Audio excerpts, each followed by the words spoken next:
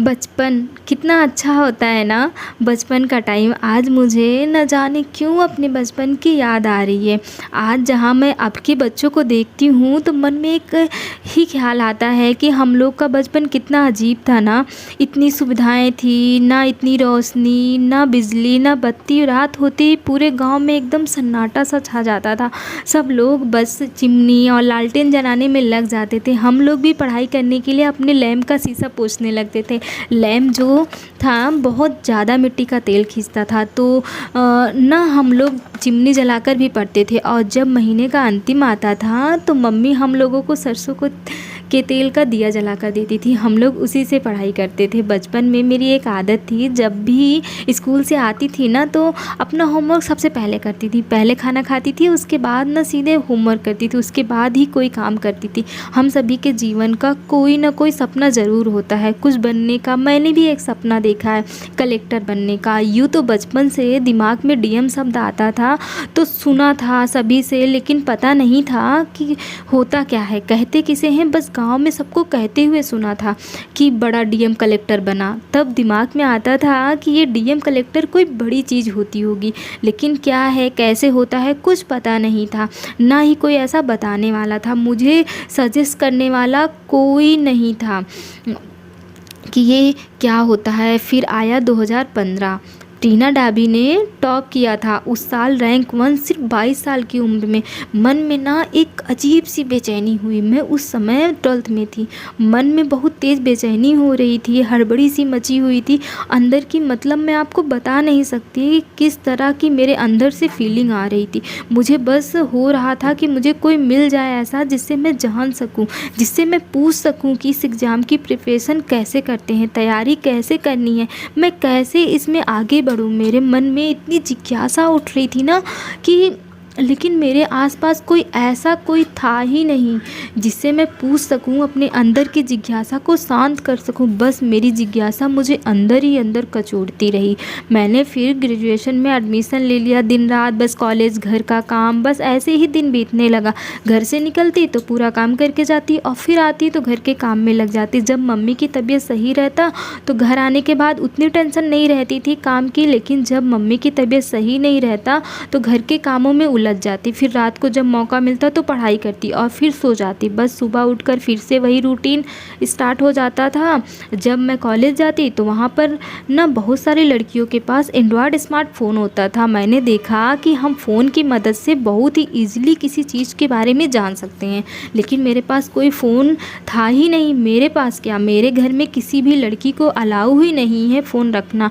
मुझे बहुत मन कर रहा था कि मेरे पास भी एक फ़ोन रहता तो मैं भी जान सकती कि यूपीएससी की प्रिपरेशन कैसे करते हैं, लेकिन मेरे लिए ये इतना आसान नहीं था। घर में बोलेगा कौन, यही सबसे बड़ी बात थी। मुझे बिल्कुल भी हिम्मत नहीं आ रही थी कि मैं घर में ये बात कहने की मुझे फ़ोन चाहिए, लेकिन ना फिर भी मैंने काफ़ी हिम्मत करके ये बात मम्मी को बताया और बहुत रिक्वेस्ट के बाद फाइनली मेरे पास एक फ़ोन आया। और आपको पता है उस दिन मैं काफ़ी खुश थी। मुझे ऐसा लग रहा था कि फ़ोन मिल गया तो बस मैंने यूपीएससी भी क्लियर कर लिया। मैंने फटाफट फ़ोन में सब कुछ सर्च कर लिया, तैयारी कैसे करनी है, प्रिपरेशन कैसे होता है, यूपीएससी का सिलेबस क्या है, वगैरह वगैरह सब कुछ मैंने सर्च कर लिया। और बस जैसे तैसे ग्रेजुएशन ख़त्म हुआ, मैंने एकदम से मन में ठान लिया कि मुझे बस दिल्ली जाना है और अपनी प्रिपरेशन स्टार्ट करनी है यूपीएससी के लिए। तो हिम्मत नहीं हो रही थी घर में पूछने की दिल्ली जाने के लिए। फिर काफ़ी हिम्मत करके मैंने पूछ ही लिया कि मुझे दिल्ली जाना है प्रिपरेशन के लिए, लेकिन घर में सभी ने बिना कुछ सुने ही मना कर दिया। सबका मन था कि ग्रेजुएशन के बाद लड़कियों को बीएड या बीटीसी करनी चाहिए। उनके हिसाब से लड़कियों को ऐसी जॉब करनी चाहिए जिससे कि वो घर और अपनी जॉब को आराम से संभाल लें। और टीचिंग जॉब में ये सब कर पाना बहुत ही ईजिली हो जाता है, क्योंकि टीचिंग जॉब 10 से 4 की होती है। हम घर को भी संभाल सकते हैं, साथ ही साथ अपने जॉब को भी देख सकते हैं। लेकिन मेरा मन बिल्कुल भी नहीं था बीएड या बीटीसी करने का। फिर भी मुझे एडमिशन लेना पड़ा।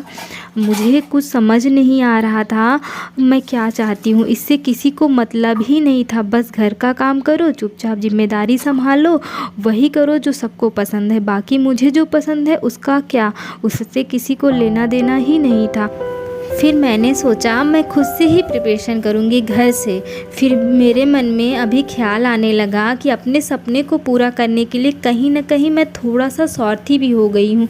मैंने फिर सोचा कि मैं चली जाऊँगी दिल्ली, तो फिर मेरे मम्मी का ख़्याल कौन रखेगा? उनकी तबीयत ख़राब अक्सर हो जाती है, तो उनका ख़्याल कौन रखेगा? घर के बाकी के काम कौन करेगा? कैसे सब कुछ होगा? और फिर बस तब से ज़िंदगी ऐसे ही चल रही है। पढ़ने बैठो तो घर के काम याद आते हैं, और घर के काम करो तो पढ़ाई याद आती है, और अपना सपना याद आता है। घर के काम, टीचिंग एग्ज़ाम और यूपीएससी के बीच बस हर रोज़ जंग छिड़ी रहती है। बाकी घर की ज़िम्मेदारियों में कभी-कभी इतना खो जाती हूँ कि समझ में ही नहीं आता कि मेरा वजूद क्या है, मेरा फ्यूचर क्या है। कभी-कभी सोचती हूँ कि क्या ज़िंदगी बस ऐसे ही बीत जाएगी? क्या मेरा सपना कभी पूरा नहीं हो पाएगा? कभी-कभी सोचती हूँ कि काश मेरी भी ज़िंदगी मेरी उम्र की उन लड़कियों जैसी होती जिन्हें कोई रोक-टोक नहीं होता, जो बिल्कुल फ्री होते हैं, जिन्हें सिर्फ़ पढ़ाई से मतलब रहता है, ना कि कोई टेंशन, ना कोई ज़िम्मेदारी। लेकिन फिर तुरंत मेरे मन में मेरे ही उम्र की उन हज़ारों लड़कियों का ख़्याल आता है जिन्होंने मुझसे बुरी परिस्थितियों का सामना किया है, लेकिन फिर भी अपने सपने को पूरा किया है, हर परिस्थिति का डटकर सामना किया है। तब सच बताऊं, अंदर से ना बहुत जुनून आता है, और दिल करता है कि तू कर वर्षा, तू कर सकती है। ये परिस्थितियाँ कुछ भी नहीं है, तू हार मत मान। बस जो कुछ है तेरे पास उससे शुरुआत कर तू।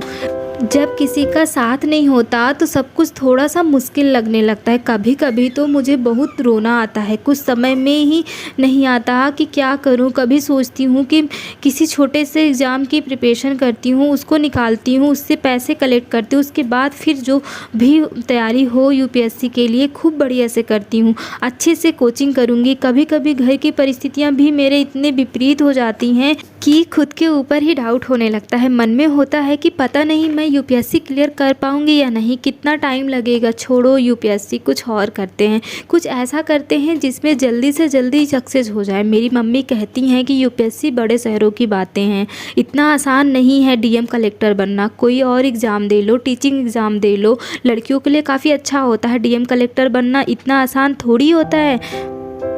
सबकी बातों को सुन कर अब तो ऐसा लगता है जैसे यूपीएससी मेरे लिए बना ही नहीं है। मैं शायद कभी नहीं बन पाऊँगी डीएम कलेक्टर। बस कोई छोटा मोटा एग्ज़ाम क्लियर कर लूँ, सेल्फ़ डिपेंड हो जाऊँ, बाकी मम्मी को देख लूँ, उतना ही बहुत बड़ी बात है। कुछ समझ में नहीं आता है, सबका सुनूँ या अपने दिल की सुनूँ। बस ज़िंदगी ऐसे ही बीत रही, हर रोज़ थोड़ा-थोड़ा अपने सपने को पूरा करने के लिए धीरे-धीरे चल रही हूँ। देखते हैं मेरा सपना कब पूरा होता है, मेरी मंजिल मुझे कब तक मिलती है, मिलती भी है, या मैं भी कहीं उस भीड़ का हिस्सा ना बन जाऊँ जो वो सपने तो देखते हैं लेकिन उसे कभी पूरा नहीं कर पाते। आज सुबह से घर में कोई नहीं है, सब लोग शादी में गए हुए हैं भैया के यहाँ, और गैस कल से ही ख़त्म है, तो सुबह मैंने हीटर पे चाय बना लिया था और खिचड़ी बना लिया है खाने के लिए। बाकी अब सारा दिन घर के काम वाम करके फुर्सत हो गए हैं, ज़्यादा आज मन नहीं है, तो बस पढ़ाई कर रहे हैं। तो चलिए फिर मिलते हैं आप लोगों से नेक्स्ट वीडियो ब्लॉग में। तब तक अपना ख्याल रखिएगा, और अपने दिल की कुछ बातों को आप लोगों से शेयर करते हुए आज विदा लेते हैं आप।